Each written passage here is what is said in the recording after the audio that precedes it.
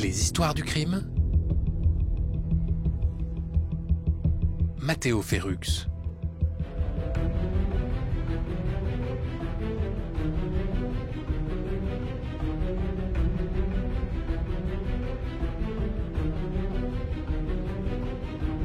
Bonjour à tous et à toutes et bienvenue dans les histoires du crime. Vous écoutez la deuxième partie consacrée à l'affaire du tueur de l'ombre qui a sévi dans les années 70 dans la commune de Nogent-sur-Oise, plongeant l'entièreté de la population dans la psychose. Au dernier épisode, nous nous étions arrêtés à l'instant où Maria D. déclare aux enquêteurs avoir été suivie à plusieurs reprises par un homme grand et brun, avec un regard perçant. Je vous propose de vous y replonger dès maintenant. L'arrestation du présumé tueur de l'ombre à la mi-décembre 1976 fit taire les rumeurs qui coururent dans la région.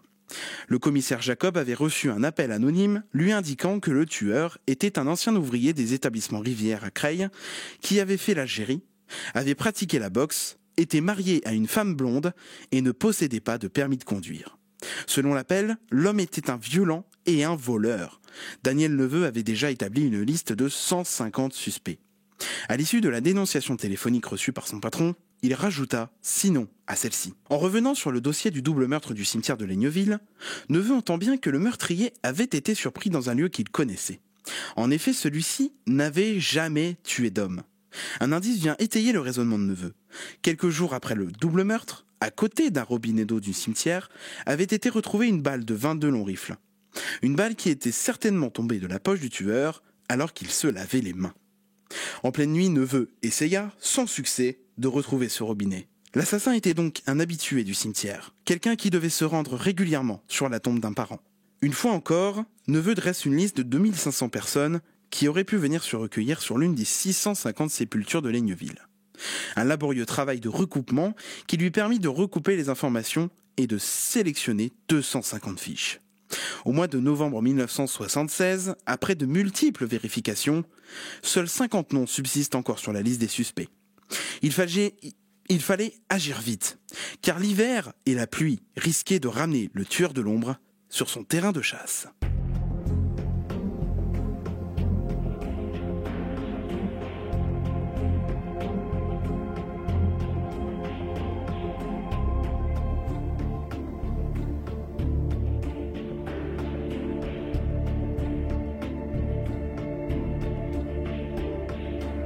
L'homme sur lequel planait le plus de soupçons était un garde-chasse, mais il fut vite mis hors de cause. Le cinquième suspect sur la liste était un certain Marcel Barbeau. Bon père de famille, ouvrier à l'usine Saint-Gobain, cet homme de 35 ans, né à Liancourt dans l'Oise le 10 août 1941, habitait une cité HLM à Montataire, proche de Nogent-sur-Oise. Le 14 décembre 1976, une perquisition fut ordonnée à son domicile. Cette perquisition ne donnera rien de concluant. Mais avant de repartir, les policiers décident de fouiller sa cave. Et entre de vieux meubles, ils découvrent, stupéfaits, une carabine 22 longs rifles de marque G-Cadeau, un poignard de commando, une matraque et un ciré de pêcheur. Maintenant, c'est sûr, c'est lui!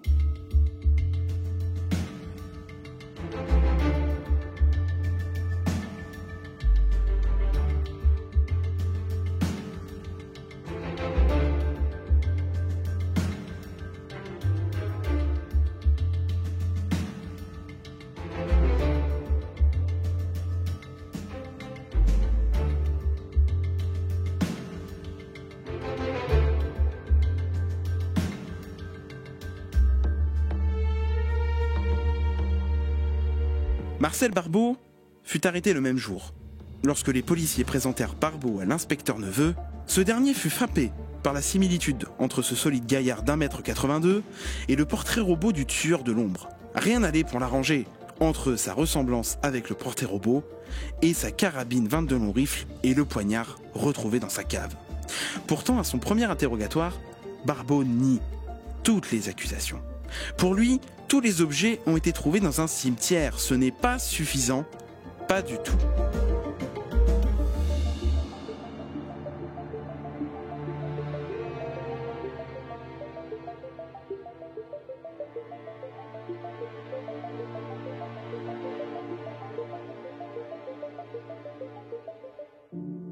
Marcel Barbeau est alors présenté au tribunal de Senlis le 16 décembre 1976 devant la juge d'instruction.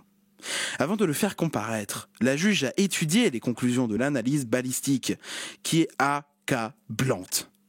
Cette analyse affirme que la carabine 22 long rifle retrouvée chez Barbeau était bien l'arme avec laquelle Françoise Jakubowska, la dernière victime en date, a été tuée. Devant la juge, Marcel Barbeau nie encore et toujours. « Ce n'est pas moi, le tueur de l'ombre. J'ai déjà volé, oui, mais j'ai jamais tué personne. Cette arme-là, je l'ai volée dans une cabane de fossoyeurs, bien après la date du crime. » Pourtant, d'autres objets s'ajoutent à l'indice de la carabine par le rapport d'expertise. Le poignard de parachutiste, par exemple, un tuyau qui aurait pu être utilisé comme une matraque, et un ciré de pêcheur. Et ce ciré de pêcheur, souvenez-vous, il correspond parfaitement à la description qu'en avait faite Micheline Mérienne au policier après le meurtre de sa mère en 1969. On décide de faire venir Maria D au commissariat. Vous savez, la femme de ménage de Saint-Gobain qui avait été suivie dans la rue. On l'appelle pour une identification. Et le constat est sans appel. C'est lui! C'est bien l'homme qui va suivre au début de l'année.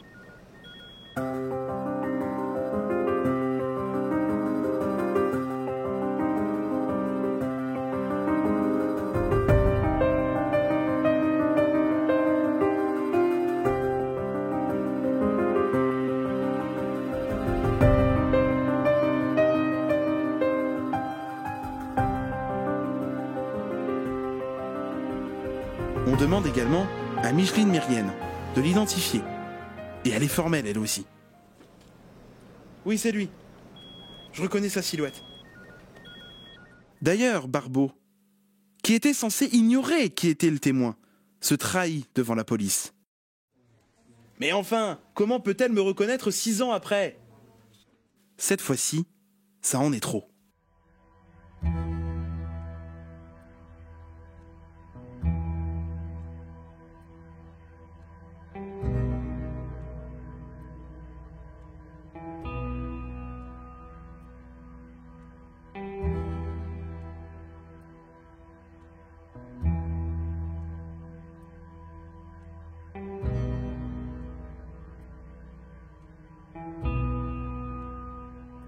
La juge d'instruction de Senlis inculpe Marcel Barbeau pour le meurtre de Françoise Jakubowska.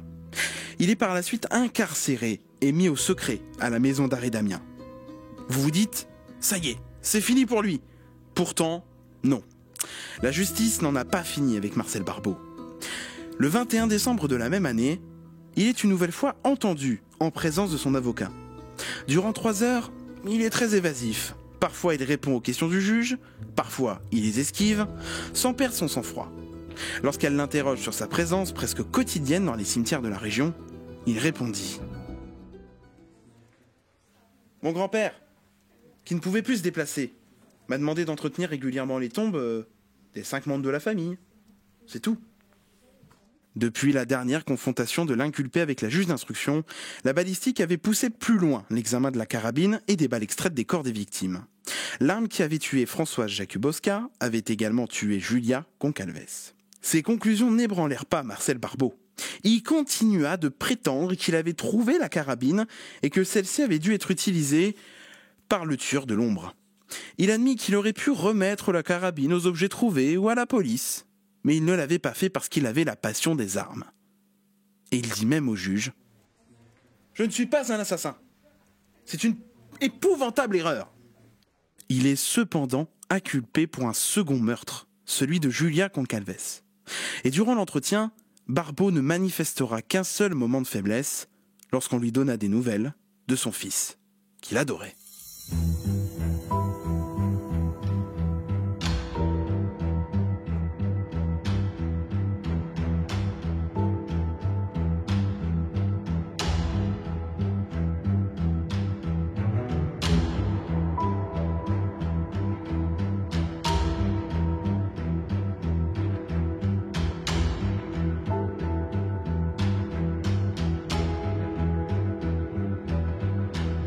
Un an après l'incarcération de Barbeau, l'enquête progresse brusquement grâce à une découverte surprenante. La police judiciaire découvre qu'une carabine 22 long rifle, de marque Rena, avait été volé lors d'un cambriolage survenu à Nogent-sur-Oise durant l'année 1970.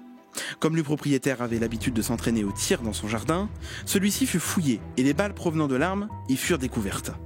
L'analyse comparative prouva que l'arme volée avait tué Eugène Stéphan et Morissette Van Ift au cimetière de Laigneville, ainsi que Josette Routier à son domicile. Le 16 décembre 1977, Marcel Barbeau passe une nouvelle fois devant la justice. Quand la juge d'instruction lui signifie ses 3 nouveaux chefs d'accusation, il se défend. « Je n'ai pas commis ce vol, et je n'ai jamais eu cette arme entre les mains. » Pourtant, 2 de ses amis avaient reconnu que Barbeau leur avait prêté une carabine de la même marque. Après 5 ans d'instruction, la juge transmet à la chambre des mises en accusation d'Amiens le gigantesque dossier du tueur de l'ombre.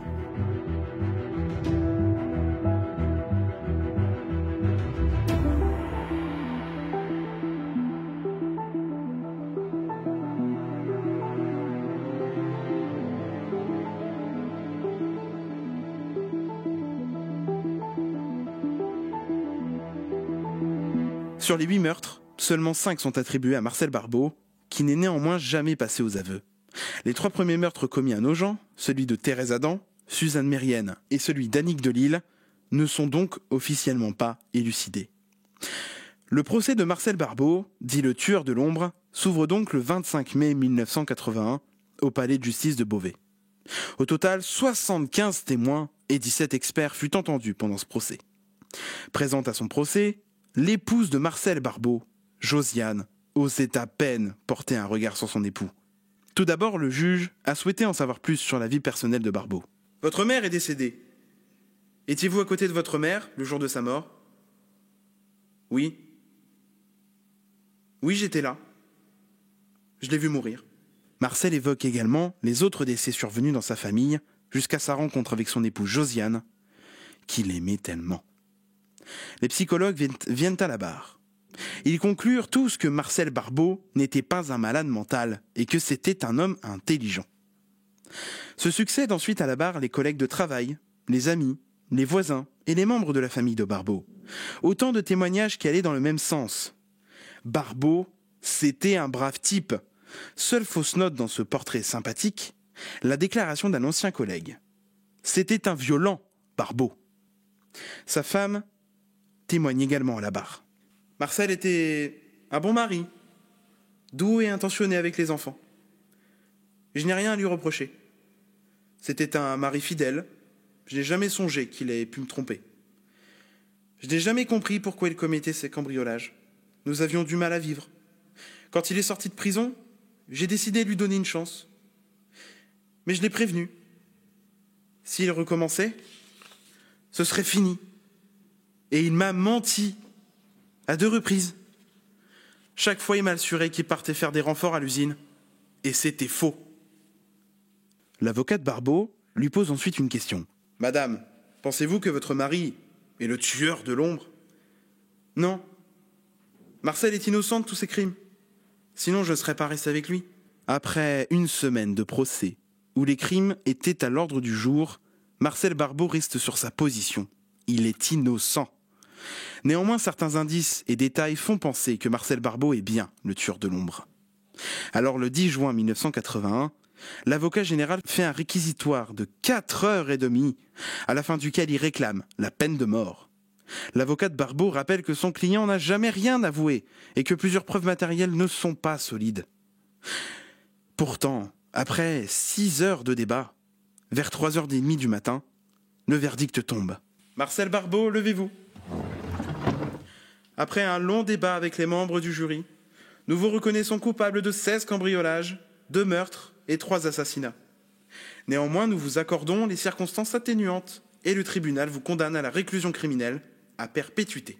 La peine de mort, elle, fut abolie le 8 octobre 1981 et la justice subit en même temps d'importantes réformes.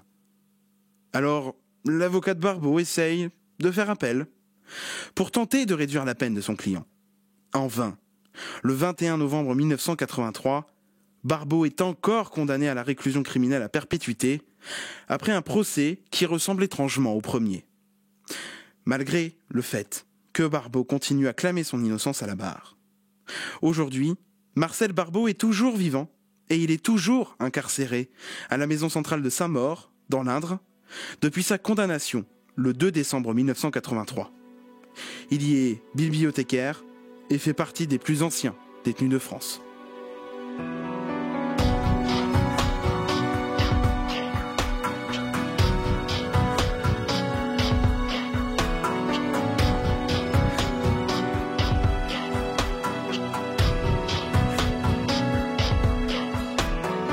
Voilà pour cette histoire que je souhaitais vous raconter. Cette histoire d'un homme insoupçonné et insoupçonnable qui a tout de même commis, selon la justice, 16 cambriolages, 2 meurtres et 3 assassinats. Alors il faut se dire que la psychose était forte à cette époque, tout de même à Nogent-sur-Oise, une fois la nuit tombée. Tout le monde rentrait chez soi, les femmes faisaient attention, et même se teignaient les cheveux, comme je vous l'expliquais dans l'épisode, parce que Marcel Barbeau s'attaquait à des femmes particulières, avec des caractéristiques particulières. Faut se dire aussi que ça se passe sur un temps qui est plutôt long, et que ce temps a dû paraître une éternité pour la population. En tout cas, encore une fois, grâce à la forte mobilisation des policiers, on a pu rapidement retrouver sa trace, l'arrêter et bien sûr le juger. Alors aujourd'hui, Marcel Barbeau est toujours vivant. Il est incarcéré à la maison centrale de Saint-Maur dans l'Indre parce qu'il n'a bénéficié d'aucune remise de peine à l'époque, et il y est toujours bibliothécaire. Il a aujourd'hui 80 ans. Je vous remercie d'avoir suivi ce nouvel épisode des Histoires du crime. N'hésitez pas, bien sûr, à me proposer des affaires criminelles sur nos réseaux sociaux, et on se retrouve très bientôt. Merci beaucoup.